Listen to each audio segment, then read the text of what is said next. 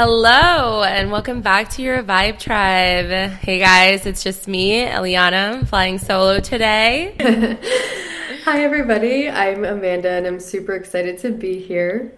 I'm going to preface this by saying that we recorded a whole podcast.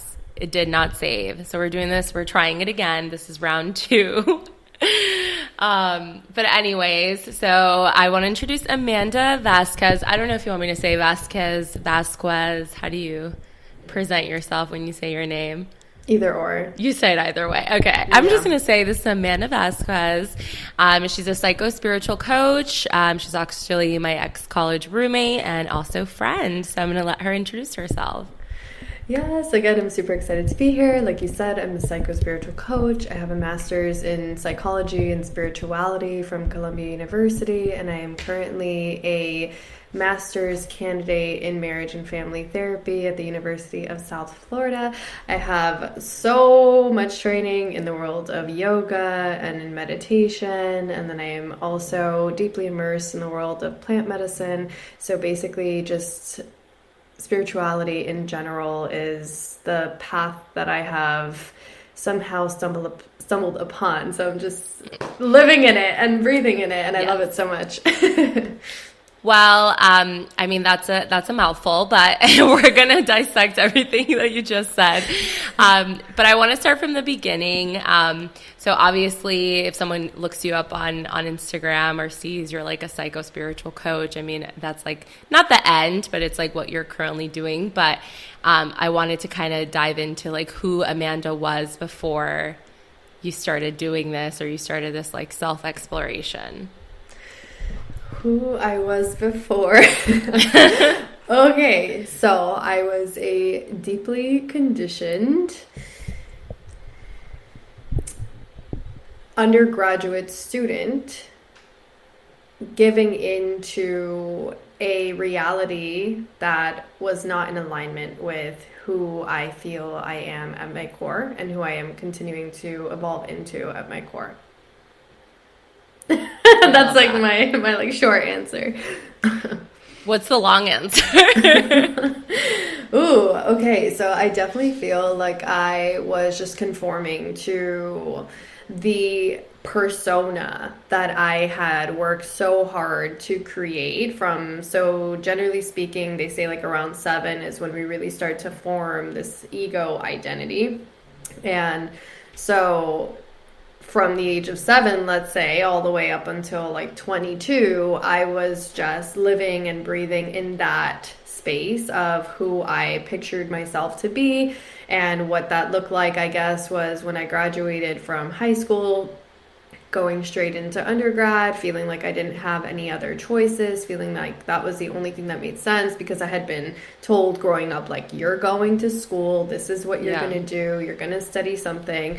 And so that's what I did. I just went in and I had to pick something to study. I didn't really like what I was studying, but nothing else made sense to me. So it was the only thing that I was like, okay, like I can settle for this. And I think that's the key thing. Like it was just settling. Like, okay, I'm not 100% sure, but I'll just settle. And I do recognize that sometimes we do have to just make a choice, even if we're not fully aligned with it, because we have to move forward. If not, we're staying stuck, and that is also a choice.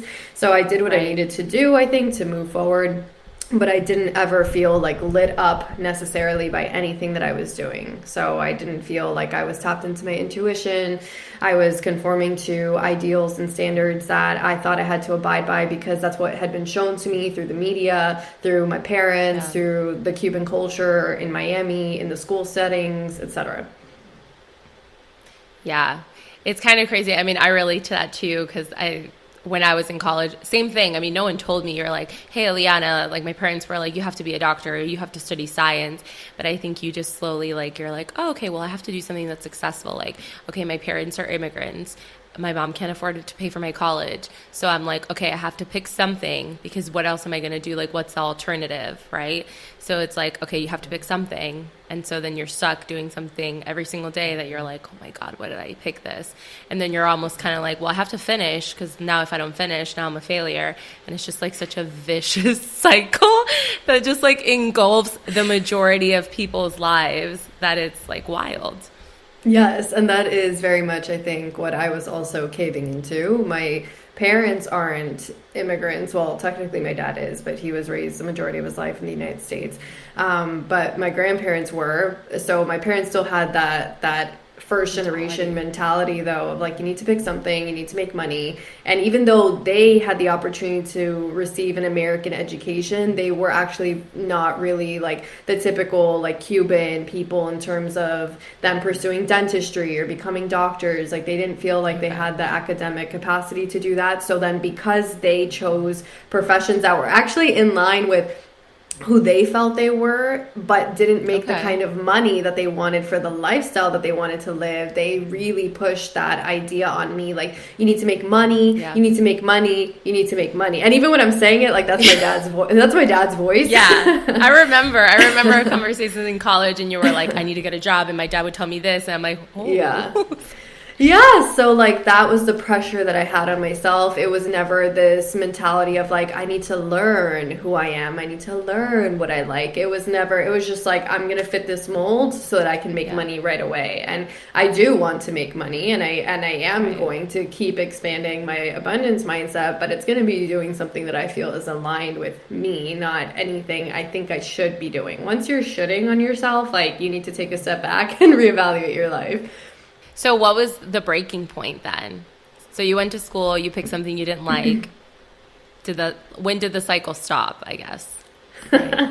Yeah, so I was stressing so hard. I remember last semester of undergrad at Florida State, I remember my neck was on fire. I went to the chiropractor. The guy was like, you're just stressed, like, you're a college student. But he wasn't into like a holistic approach necessarily.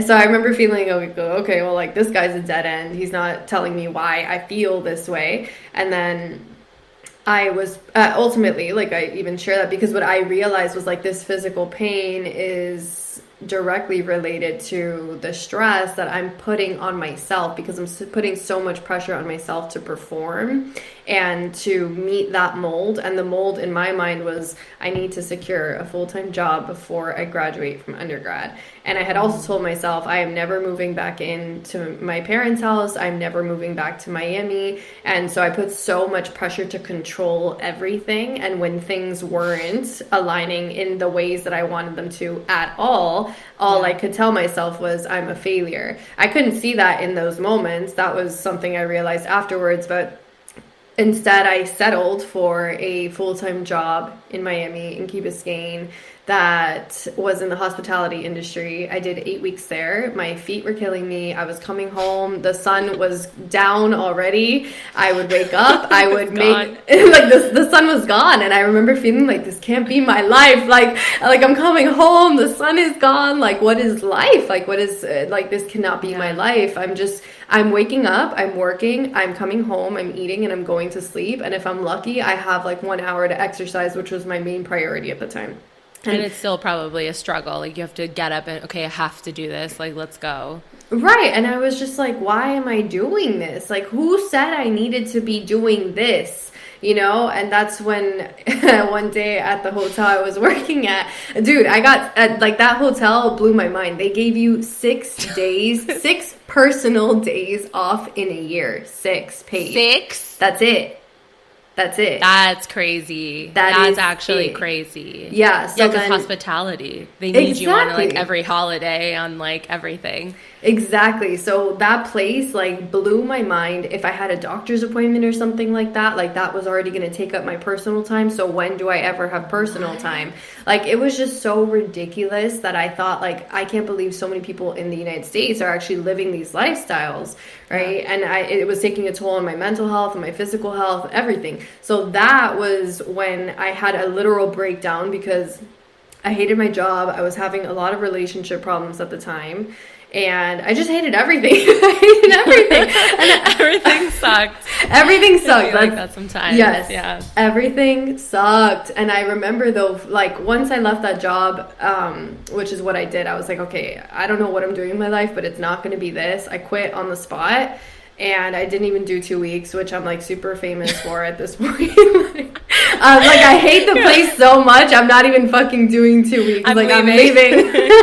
I'm notorious for that. So So yeah, I did.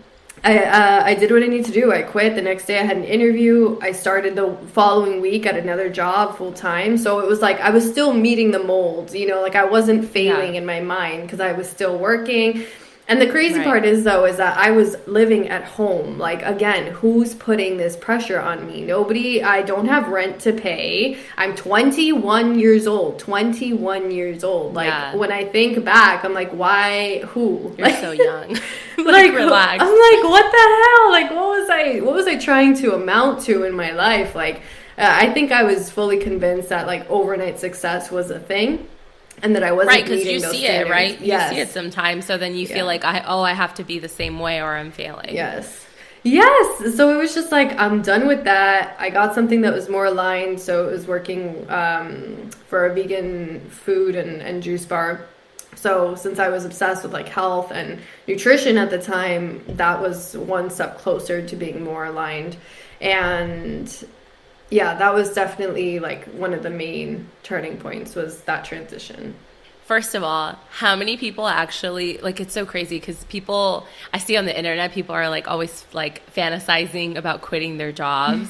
And I feel like it's like, I mean, that's hard. I don't know if I could ever walk off a job and just be like, and not know like I have something lined up. Like, I don't have that in me because I'm always afraid. Like, I have that mindset that I'm like, okay, like, I have to have stability, like I can't lose my job. And I don't know if it's because maybe my parents were poor or I grew up poor. And so I have like that fear that I'm like, no, I have to have a job. I have to have something lined up. Like I can't just be like, all right, I'm done. I wish I could. I also fantasize about it. Just feeling I'm done. So that takes a lot of balls. Yes, like one of the main factors has always been that I know that I have my parents to lean on. And even though they have never explicitly told me like, listen, we're here for you. Please, we'll give you all our money. Like I have put them in like some situations where like they want to pull their hair out because they're like, we cannot believe that you have done this again. And a lot of it is because like, let me explain myself. So no, when I was living at home, like to me that wasn't like such a big deal. I mean, even so it's interesting because I worked at that other job for 3 months and I had started, like I had my first Reiki session done to me, which is an energetic healing practice. So I had that done to me and basically like that woke me up energetically. So it works with the chakra system and the practitioner. It's like hands-on healing. It's a Japanese healing technique. She put her hands like on the crown of my head, on my forehead, and so she's working with the energetic body. And that's when I think like my awakening really, really happened spiritually for me because I started having like during the session, I had visions of my family, of me growing up as a kid. It was just like showing me like a timeline basically as to how I had been through all the things I had gone through to be where I was in that moment. And just like a very spiritual experience, like very mystical, I guess is the best way to put it. And that's when I was like, oh shit, like, okay, there's way more to this world than anything that I can ever think of or that like or sparked imagine. Your interest. Mm-hmm. Mm-hmm. So I saw you said something on your story that you said everybody is spiritual. Yes. And I don't think I had believed that to be true. But I guess I don't really know what the definition of spirituality is. So can you define what spirituality is to you or what it is? Because I don't know if there's like actual definition. I mean, yes, that word has so many different meanings and it is a deeply personal word. But at least in my experience and from what I've explored, it's having a connection to yourself. It's feeling connected to yourself. Feeling like you have a purpose in this life and feeling in that way that now you feel connected to yourself, it creates the capacity to feel connected to the world, to feel connected in your relationships, to feel connected to your job, to feel connected. Like I just think of spirituality and I think of connection. Yeah, because I think most people, when they hear the word spirituality, they think either religion, which I don't think those things are synonymous. And then, I don't know, like something that can't be explained, something ethereal, right? It's not analytical. So it was interesting that you said that everybody is spiritual, but I think because that word is like always connected to something like witchcraft, or you know what I mean? It has some like magical, like ethereal definition.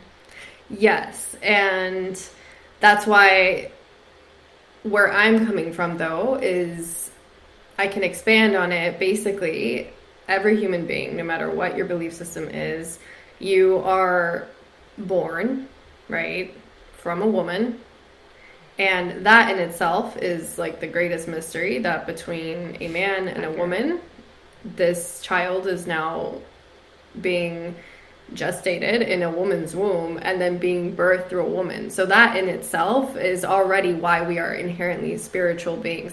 And I do see what you mean by like the mystical component to it, because that is kind of mystical, right? Like that is the mystery of life. Like, okay, yeah, scientifically, biologically, we can explain all these things, but like, what are we even doing on this planet? Right. Accurate. Like, why do we exist? Like, what is world? What is life? Like, exactly, you know, true.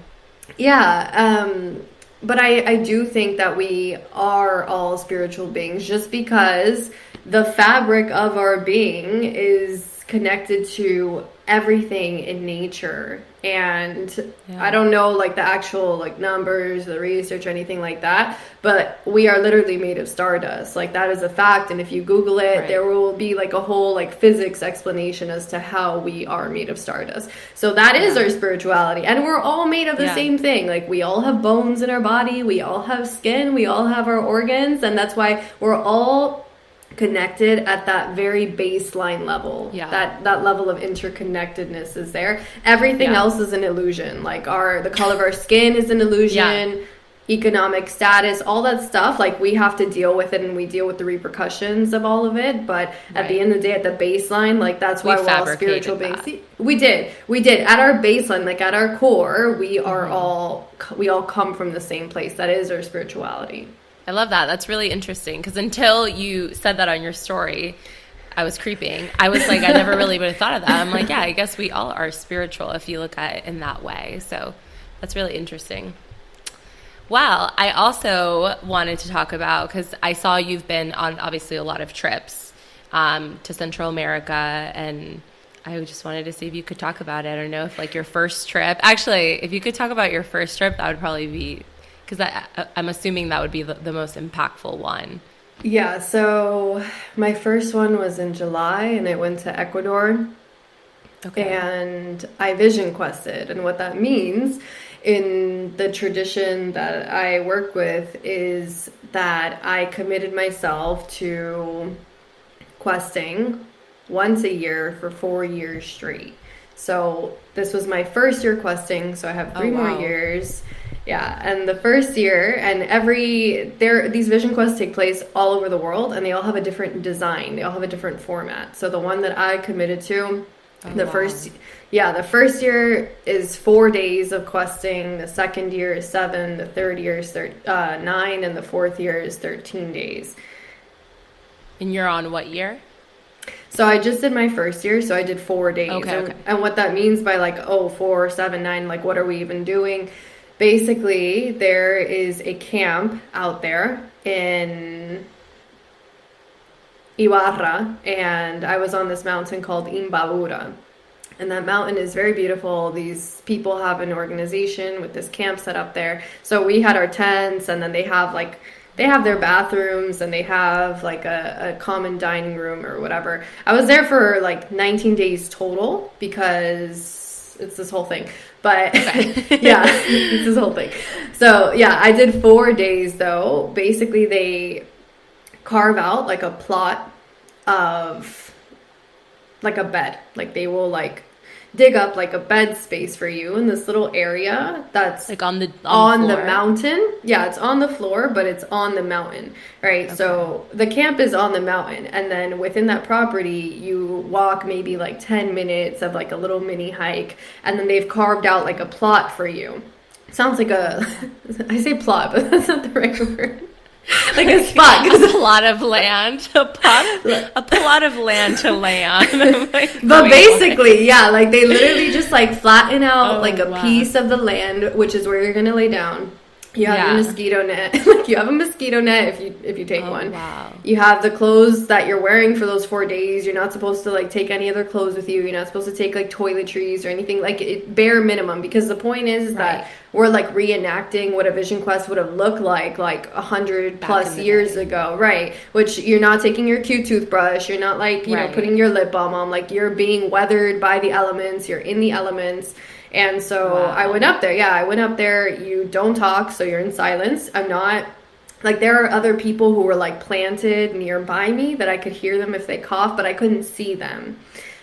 So you're by yourself pretty much. Yeah, you're by yourself. And then the people that run the organization, the people that are there supporting, they're in the base camp. So, yeah, I was up there for 4 days, and you don't eat and you don't drink water. So I fasted, no food, no water for 4 days. What? Yeah. Oh, my gosh. 4 days. I've done 24 hours, and that when I, like, smell food, I'm like, engulfed. Yeah. Was that the first time that you've done a 4-day fast? Yeah. Like, I mean, I've done like juice fasts and stuff, but no, this was no food, no water. Nobody's bringing you water. Nobody's bringing you food. You don't take food. You don't take water. You literally just have what you're sleeping on. And like I said, you have your mosquito net and a couple of blankets. And oh my gosh. The idea is that you are, additional to that, you're like surrounded by these posts that they've put in the dirt. And those posts are tied with tobacco prayers, right? And that's like your protection. Like, it's just like marking your territory, like marking your area. You're like a little animal, like in a pen. just like a little animal. You feel like one. You are, because like if you have to pee or something, like you don't leave the area that you're surrounded by. And it's like a very small area. You have to. Yeah, you just like pee in the dirt. Yeah, I mean, you're not pooping because you haven't eaten anything. Like, if you have to pee, you just pee in the dirt. Oh my God. But don't you, like, detox when you fast? I mean, when I fasted for 24 hours, I, like, detox. I mean, yeah. My body's like, oh, my gosh. Yeah, well, the body, I had already been talking to my body for a while. Like, I was like, listen, like, this is going to happen because the body goes into shock, obviously. So for me, like, the hunger and the thirst weren't the hard parts. It was the cold at night because I didn't go prepared enough. So, like, at night, the cold would go in through my feet, even though I was wearing my boots. And I wouldn't sleep some nights. Like, I would just, like, be up maybe till, like, 4 or 5. And when the sun would come out, I would fall asleep. Doze off. Yeah, like, you're just dozing off half the time, or you're like in contemplation, and you don't want your energy to be going towards like stupid thoughts either, because it's like you're trying to conserve all your energy. So it's like, if my brain would just go on some ridiculous thing, I was like, we need to focus here. Like, bring it back. Yeah. Oh my gosh. Well, yeah, I mean, you're a complete isolation, so I'm sure you have more like, how do I say it, like, control of where your thoughts go, right? Because I feel like when you're, like, filling your mind with stuff, you're doing things, it just, like, wanders. But when you're just, like, so present, you're like, all right, let's bring it back. Exactly, right. And, like, I didn't say it, but, I mean, the point is very different for everybody. Back in the day, like, this was for young men who were on the cusp of like manhood is the best way to put it, and so they would go on their quest because they were looking for a vision for their tribe to serve their community. Some people that were questing, they are questing for visions, and of course you're gonna get them. I mean, your body's fasted, and then it's not a hallucination. That's where, like, I will stick to my belief system and tell you, like, no, you're receiving visions for your life. You're receiving visions if you ask. I have had so many experiences with visionary moments that I'm not necessarily interested in visions at this point in my life. I think they're interesting, but I'm not attached to them because things are always changing. So I wasn't looking for a vision. I did receive powerful... Like a vision of the future. No. Yeah, I'm not interested. After the pandemic, I became so uninterested in being like dead in any type of premonition. Yes, like, no, I don't care. Yeah. Like, thank you for that vision, but I don't trust the future because the future is always changing. Like, every single action we take and every single action every human and animal takes on this planet changes our moment-to-moment experiences. So, you know, I wasn't looking for a vision. Yeah, like I wasn't looking for a vision. I did receive beautiful visions, and if they come together in those ways, amazing. But I'm not like, oh my God, I have to manifest that in my life. Negative, negative, negative, Okay. negative. It was more for me about connecting with the land, and like me sitting there was me saying, I offer myself to the universe, literally. Like I am the offering, I am the prayer, I am the meditation. And I'm here because I want to liberate myself from suffering. I want to liberate like my ancestors and my family. It's just an offering, like I'm here, receive me. Yeah. It was a commitment, like a devotion, dedication is the best way to put it. Okay. Did you have someone guide you through that experience, like to tell you, okay, like this is what you should be thinking about during your like your time in your pen, or is it just really like, hey, this is what you do, and like the thoughts that you have are the thoughts that you have? Yeah, no, nobody really gave too much information, to be very honest with you. It was more Oh like wow. logistic. It was more logistical, like we're gonna plant you Yeah. here, this, and then the experience is really up to the person that's there. There wasn't too much of that guidance. Oh wow. Okay. Yeah. Which is something that I think there does need to be more of, though. Because, like, coming from, like, a contemplative background, it's interesting to me that there isn't that kind of guidance, because there were people there. I initially thought everybody there was going to be people who were, like, somewhere in the same level of devotion or commitment that I was. Right. Like, I thought about this for a while, for like 7 months, and I worked so hard to like make it happen. There were people that had just heard about it like 3 weeks ago, and they were in Ecuador, like tourists, and they were like, okay, like this is something that's calling me, I'm gonna do it. And that Oh surprised me because, wow. yeah, that surprised me because I was like, damn, like, do you have the discipline? Do you have the Right. strength in your mind and your body to devote yourself in this way? And they were able to do it, which just goes to show like how strong we are. But Yeah. I would, I think, appreciate a deeper level of I guidance, guess I think. yeah, before you sign up for something like, but I think too, I think if you know, I mean, I guess if something calls you to do it, then you'll probably get something out of it.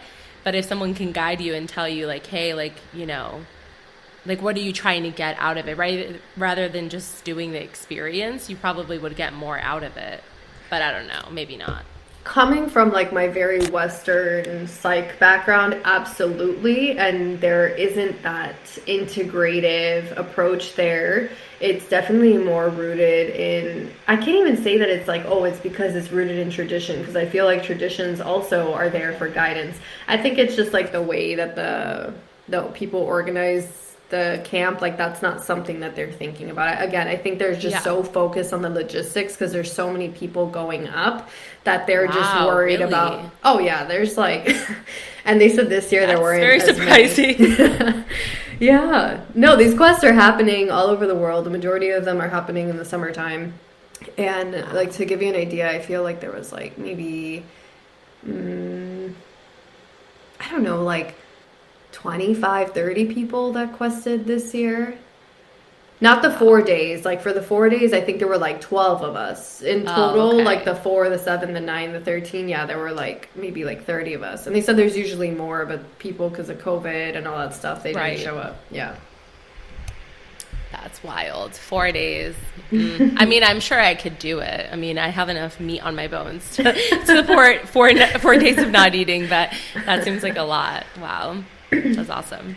The reason it's so doable, I'll share very quickly, is because you're not Yeah. moving. You're not moving. When we're moving, when we're immersed in the world, like I can barely even go like 7 hours without eating. I feel like I'm gonna die. But there, you're not moving. You're not. Your energy's not being consumed by conversations. You're not driving. You're not walking. Nothing. Like you are. That's why you're being planted, because you are literally like a seed. And over the next 4 years, every time you're there, like you're growing. So yeah, that's why it's all possible. So the next time you go, what, you're fasting for that length of time? So if your trip increases in time, you're fasting like like however how many days you're there. In Yeah. your So pen, or in the box. in the box, but it's In like the box. in your plot of land. I don't know. Yeah. Yeah. So next year when I go, it's 7 days, and it is going to be 4 of those 7 days is that same time of fasting, no food, no water. And then on that 4th day, they will bring like a super light snack, like of some fruits, and they'll bring like a very small amount of water, and then that's supposed to sustain you for the next 3 days. And then after the 7 days are complete, then you come down and you close. Wow.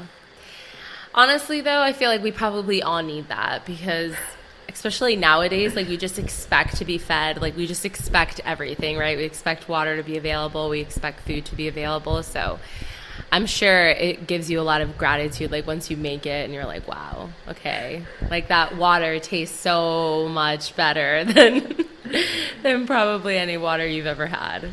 Absolutely. Why do you think that we're singing to the water?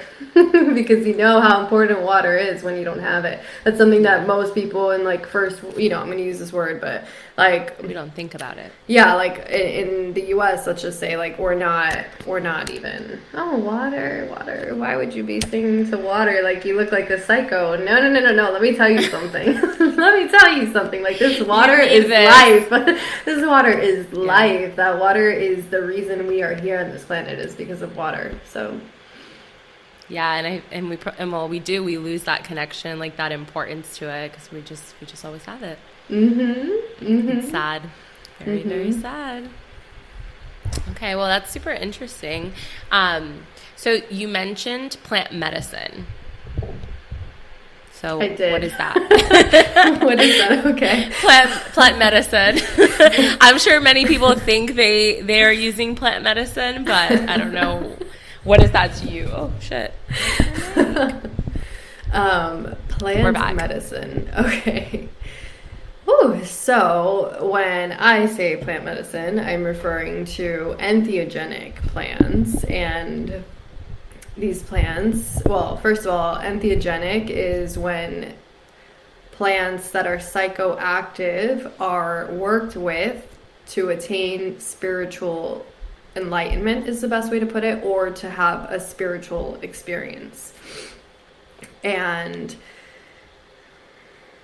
there's a reason why I'm saying entheogenic, and it's because I want to really emphasize that this is not for recreational purposes in any way, shape, or form, where if I were to use the word hallucinogenic, that changes the game. So the connotation of it. Like the what? You said it changes the usage. Is that what you mean? Oh, like you said the connotation. Entheogenic. Yeah. Yeah, absolutely. And so these plants have been worked with for like hundreds and hundreds of years by native people. So if you go down to South America, if you go down to the region there where the jungle is, I don't want to say like geographical names to not lose people, but yeah, if you go down to the regions there, they have been working with ayahuasca for hundreds and hundreds and hundreds of years. And for them, the Amazon is their pharmacy. There's still people living out there who don't have access to hospitals, who don't have access to a psychiatrist or anything like that. So the Amazon is their pharmacy. So that's one example. Then you have another region in Mexico where you have a native population who have been working with peyote, which is a cactus, for hundreds and hundreds of years. Like I'm talking like over 500 years. And there are different uses for these plants. There's other kinds of plants, like another big one is San Pedro. It's also a cactus. And that also grows down in South America. So these plants have multiple uses, right? And one of them is for ceremonial purposes. And so when I say plant medicine, I'm referring to these specific plants. Again, there are other ones that are worked with, but these 3 main ones are the ones that I work with. And they're worked with in a ceremonial context for spiritual healing. And that can be broken down into physical ailments, that can be broken down into psychological issues, and that can also be broken down into emotional restoration, so on and so forth. So that scares me. Well, I only know about ayahuasca like from hearing other podcasts or people or hearing like other people's like experiences. And I think to me, the scariest thing is like, what am I going to see that's like in the darkest, deepest part of my soul or my mind? And then after seeing that, I'm going to be a completely different person and not a good way. So I think that's like the scariest part. I mean, I think about anything that's like hallucinogenic, but I think hallucinogenic is different, right? Because ayahuasca is supposed to be tapping into like something that's already there. Okay, so the hallucinogenic thing is complicated because technically, according to science here in the US, ayahuasca is a hallucinogenic. And so if you were to read like a paper on the use of ayahuasca or peyote or San Pedro, they're going to have some kind of commentary like, people report having hallucinations of their worst fears. So like that is the language that they're using. Yeah.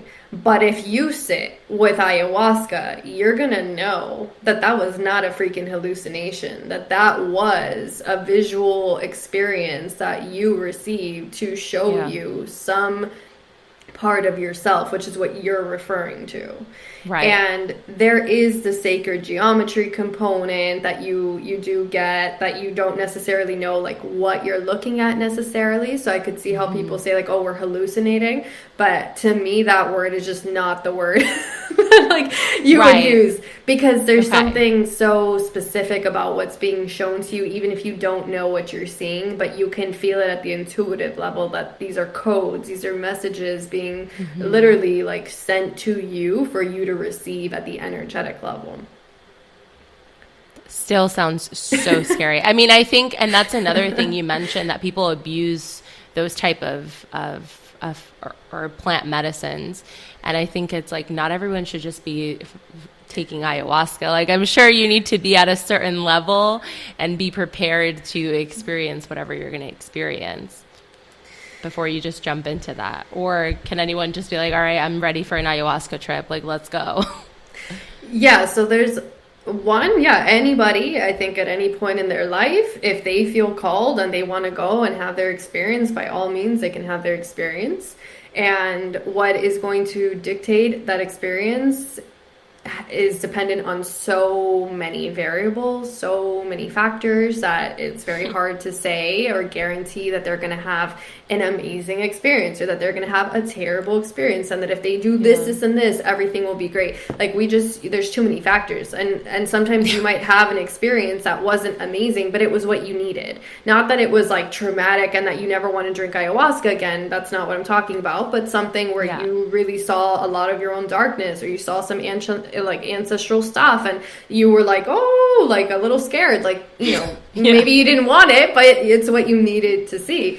At least that's my perspective. Some people might be like, I did not need to see that, and I never want to see it, but everyone's different. That's very true. How was your experience with ayahuasca? Life-changing. When you did it the first time. Life-changing, which is why I'm sitting here as I am. So tell me more, please. Yeah, so I had gone to a breath workshop in New York. I was living there at the time, and the person facilitating the breath workshop happened to serve ayahuasca. Not during the breath workshop. I followed them on Instagram. I saw that they were doing ceremonies, and I had heard about ayahuasca 4 years prior, and the person that had told me about it, I was fully convinced that they were crazy. I was like, this person is, because like that word trip is used like for like acid trips and like ecstasy trips, but like in this world, at least here in the North, like in North America, like we would say journey, like we're having a healing journey, so I was like, this person again. Yeah, I was like, this person is tripping on drugs. Like, this person is in a cult. Like, I was so conditioned and my brain was so colonized, and like my brain was so deeply rooted in like the scientific components of it, that I just could not separate the fact that this person, like, I couldn't see how this person was not doing drugs. Like, that's what my brain was saying.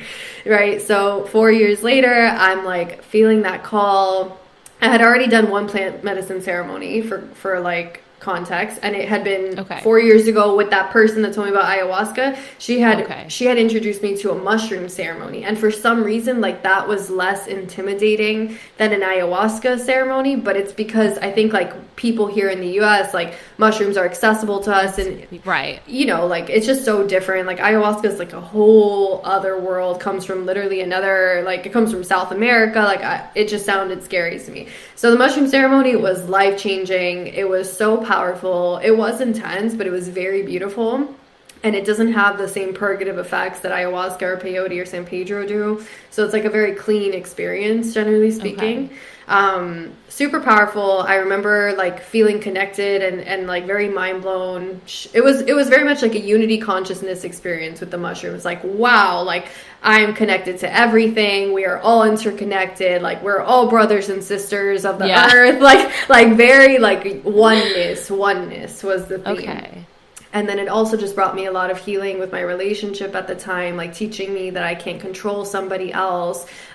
Just showing me a lot of how, like, what I was experiencing and the suffering that I was going through in my life, the majority of it wasn't necessarily the circumstances I was experiencing, but how I was responding to the circumstances. Yeah. So that was super powerful. I tried to find, like, other plant ceremonies, like, over the next 4 years. I think I tried maybe like 2 or 3 times and never aligned. And then boom, like, the door opens for ayahuasca. I remember I told my partner, I told my best friend, I was like, hey guys, this is what I'm doing tonight. And they were like, what the fuck? And I was like, it's all going to be fine. Like, I trust this person for some reason. Like, I could for feel. Some reason, but you can feel that energy. I feel like you can feel, and I mean, I'm going to use you as an example. Like, by the way, guys, I'm signing up for Amanda's program, and I'm going to let her talk about it on here. But I am not the type of person that just, like, hears what someone says and it's like, oh yeah, let me get on that. But I felt something, and I felt like the intention of what you said, and I'm like, I feel like I can learn something from you, and so you feel that trust, and you're like, okay, I'm gonna go for it. So I can relate. Yes, it's amazing. I'm so excited. And yes, that's what it like, with this person, I was like, I could feel it. And at this point, I was already definitely way more aligned with my intuition. Like, I knew that I wasn't going because I wanted to go experiment and, like, go fuck around. Like, that's not, like, I was like, this is calling me, and I don't know what it's going to show me, but I need to go. Like, I felt like I didn't have a choice. And so I went. It was in, like, a yoga studio in Brooklyn. Okay, so super non-threatening.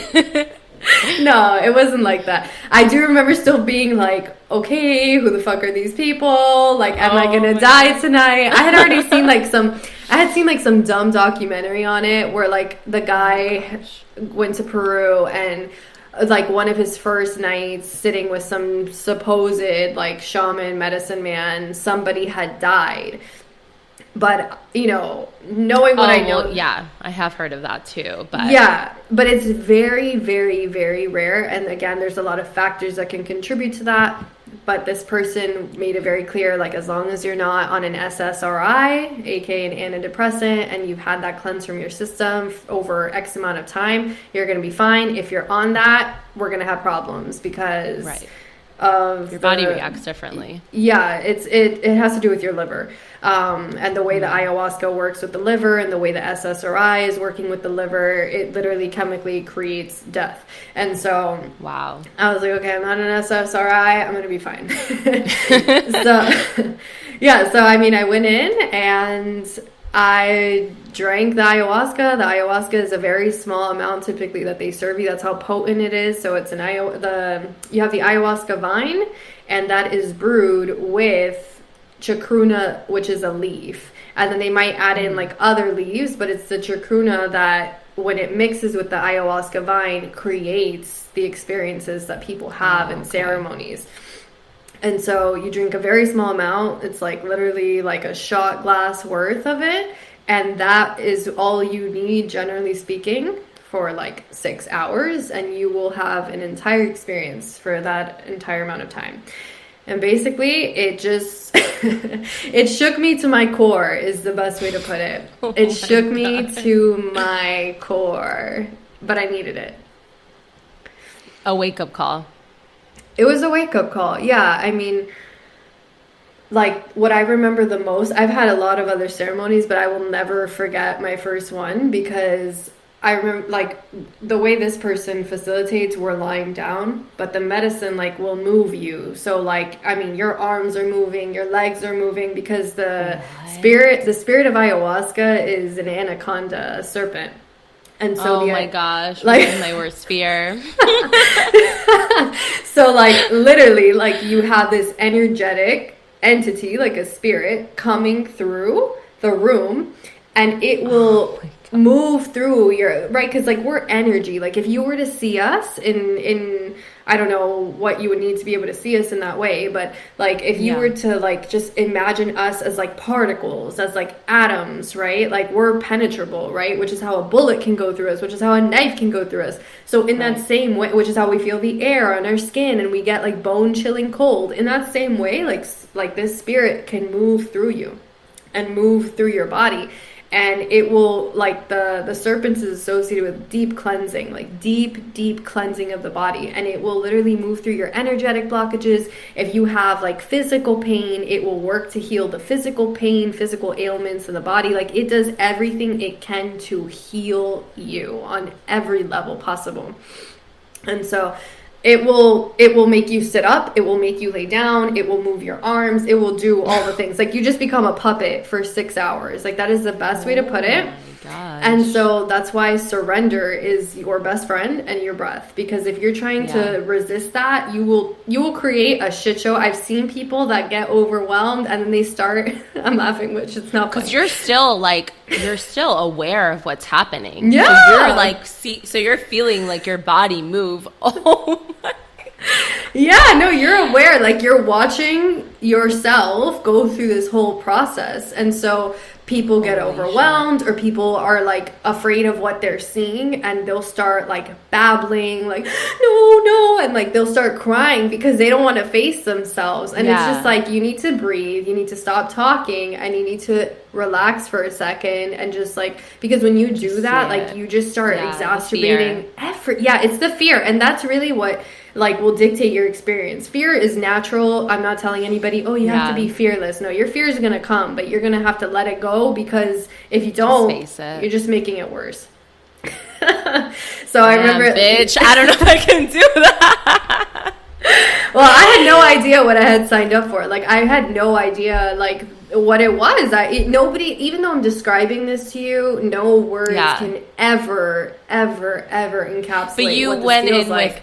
with an openness. So I think if you're going in with an openness, you're not going to, well, you'd hope, right? Once it starts happening, you're not going to fight it. You're not going to be like, wait, I regret it. I don't want to see it anymore. You'd be like, all right, well, I'm here. Like, let's just embrace it. Absolutely. It was just full on embrace, and it like sat, like I remember feeling like, okay, like I have to sit up. And so I sit up, and it will talk to you too. Like it literally talks to you. Like I say like, it, sit up, and you're like, yes. Yeah. Like I say it, but it's she. Like this is like a very feminine, that's why it's mother ayahuasca. So like the mother is literally like scorning you. The mother will reprimand you. The mother will nurture you. The mother will caress you. The mother will love you. Like that whole energy is there.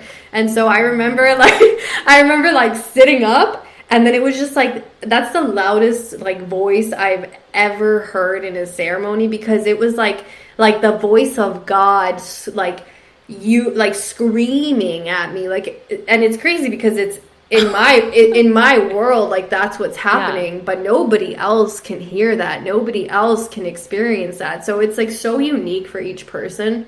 But like the voice of like a God, right, like screamed at me, and it was just like, you don't love yourself. And I remember sitting there and then just like crying because all that energy, all that hatred towards myself, everything is just moving. Like coming out. It's just coming out. And that was just like one piece of like a 6-hour journey. Oh my God. But it was just like, I remember like the room shook, and it was just like I was shook to my core. Like it was humbling me to the point of like if you don't surrender, and if you don't face yourself, and if you don't own up to the fact that you hate yourself, like you will never amount to anything that you want to accomplish in your life.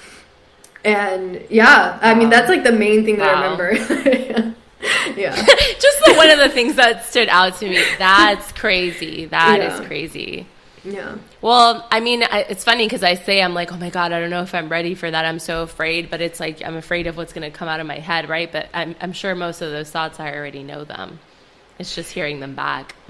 Exactly. And that's the thing. It's like the majority of what is being explored in those spaces are our subconscious thoughts, are our subconscious beliefs.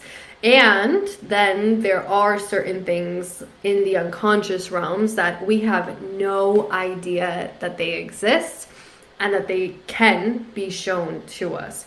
However, those things know that we exist, right? And that's important to recognize, because if there are things in the unconscious that are living and breathing through us, right, and we don't know about them, then what are we doing? Like, how can we fix it? And so when we go into these spaces, if things that are extremely unconscious do get pulled up, you know, best case scenario, or worst case scenario, depending on how you look at it, you go to a therapist, and you start talking about it, because you're like, holy shit, I had no idea. Like, I really had no idea this existed, and what do I do with this information?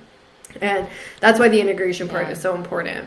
That is powerful stuff. So how did you leave that ceremony? Like, do you just go home, like, grab your purse and go home? Like, yeah. What do you do after that? What are the steps after? We would love to know. Oh my God. Okay. I remember, like, waiting. I mean, there you're not driving in New York. You're in New York, so that's a good thing.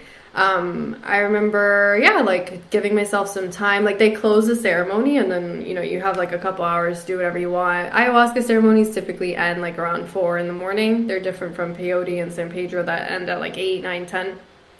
So I remember, like, I just got my stuff, and I was like, all right, I'm going to call an Uber. I went home. Just going to call an Uber. I went home, and I remember being like, was that my first one ever? I feel like that was my first one ever.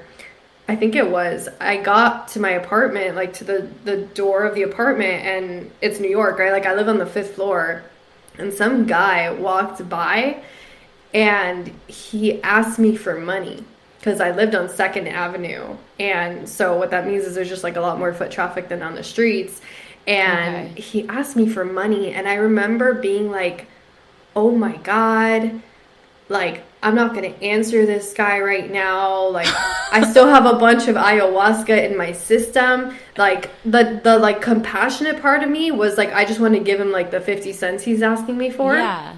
But then, like, you know, like, the vulnerable woman in me was like, I'm not going to put myself in that position right now, because who knows where this could go. Like, I'm not fully, like, you know, here right now. Yeah, that's the word. Yeah, like, I just so whatever. That was, like, a weird thing for me too, because, like, anything that happens, like, right after ceremony is very much reflective of something that needs healing, right? So that's why I shared that. So there were a lot of things there. Like, I think there was just, like, my prejudice just towards men in general, and then on top of that, like, I was heavily conditioned.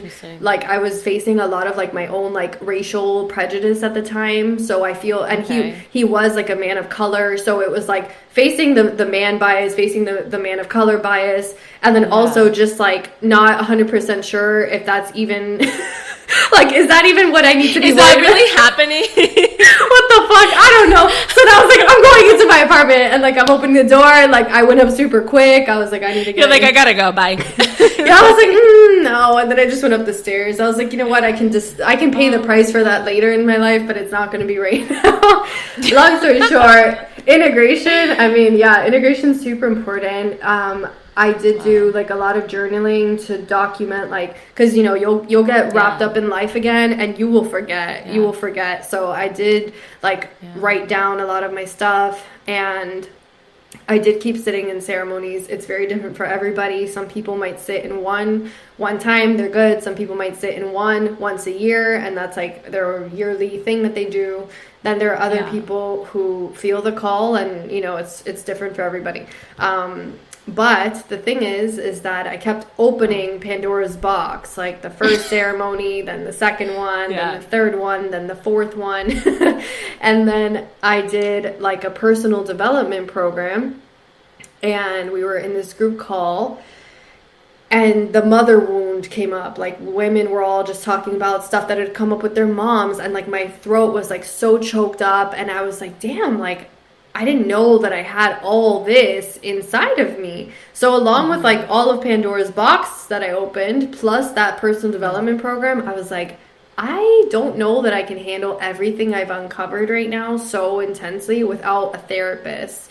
So that's what led me to getting into the world of therapy, was me realizing like I need like a trained professional who has roots in Western theory to help me ground all this information down into this physical plane. Otherwise, everything was just like in my mind and in my journal. Yeah. But I needed help because the stuff that like came up for me was just too big. It was too big. Yeah, it's like, how do you, I mean, you're not going to know how to cope with those things just naturally. I mean, you could have like what's going on, but now it's like, all right, well, how do I actually get through it all? Exactly. And I did have like my yoga practice, I had journaling, I had my meditation, I had exercise, but there is nothing like, in my opinion, like a coach or like a mentor or like a therapist who's like going to sit there and walk with you through that process. Wow, that's awesome. Well, that leads us into your program. Yes. So super exciting. So I'm going to let Amanda talk about her program called Feminine Rising. Yes, I'm super excited. So this program is basically, this program is basically a culmination of all the wisdom and all the mystery that I've had the opportunity to come across, and that has also been presented to me on my journey over the past 5 years of being able to just dive deep into self-exploration. Even prior to ayahuasca, I was already in an introspective space because I was in my master's program at Columbia. I had already had a couple years of yoga under my belt, which is very introspective and contemplative. And so that's what this program is all about. I've spent the last 3, 4, 5 years at certain points subconsciously raising the feminine energy and tapping into those feminine principles. And then within the last 2 years, very consciously tapping in and working with universal laws to basically co-create the reality that I have right now for myself, and just allowing myself to become so aligned with what I want, and understanding what my purpose is, and how to work with the universe, like how to have conversations with the universe, and how to work with the womb space, and how to tap into this feminine energy that we've been taught to be so disconnected from as a result of literally like 500 plus years of colonization, of patriarchal ways of living and breathing in the world. And while all of that serves its purpose, and I'm no longer as angry, as angry, you know, I'm still working on that, towards like the patriarchy. I'm one of those that I'm like, fucking patriarchy. But I am fully aware that like we have arrived in a time where basically this feminine energy, this way of living in the world that is connected to these feminine principles is literally sweeping across the planet, right? Because the feminine energy is all about darkness. Like if you look at the yin and yang symbol, the feminine is the black side, and people associate all those things with being bad, but they're not. It's literally that space, that depth, that profundity that when we tap into it, we may not know what we're going to get. Like you said, we're going into that unknown space, but it's in that unknown space where we get to find all these different parts of ourselves that have been lost for better or for worse. And when we raise them up and we integrate them into this physical plane, we literally experience a greater sense of wholeness in this life. And that wholeness might look like a better love life, a better sex life, a better life with your career, you know, and I love that. With your like with your family, and above all that, with yourself. Like you are like that core component, and when we work on that, everything outside externally will radiate what we're doing within. And so that's what the program's all about. So it's literally like me just like totally sharing like all the secrets, all the magic, all the wisdom that we have embedded in the fabric of our being that is also embedded in the fabric of the earth. And how do we work with these energies? How do we work with the feminine energy to co-create and alchemize everything that we experience? Just to sum it up. Summary. Just to sum it up, but super exciting. If you have Instagram, you should go check out Amanda. So where can they find you? So they can find me on Instagram at I am Sacred Earth, and that's basically it. I only use Instagram. Just Instagram. Keep it simple. But so if people want to sign up, like who can sign up? Like, do you have to be in a specific space in order to do it? So you don't have to be in any particular place in your healing journey. You might not have even ever started your healing journey, at least not intentionally. I feel like subconsciously, like we're all led there one way or another. But you know, this might be your first step. You might be deep on your healing journey and you're looking to form even deeper connections, have even deeper revelations. Everybody's going to be at their own, like in their own space. And basically the program will definitely meet them where they are. So no, there's no like prerequisite in terms of how much inner work you've done or how spiritual you think you are. Like, no. Yeah. Debunking all that bullshit. Yes. We love that. Oh, well, thank you so much for coming on again. Yes, it flowed amazingly, and I'm so grateful that you had me come on again. Thank you. Yay. All right, guys, go give Amanda some love on Instagram, and I will see you next week. Bye. Bye.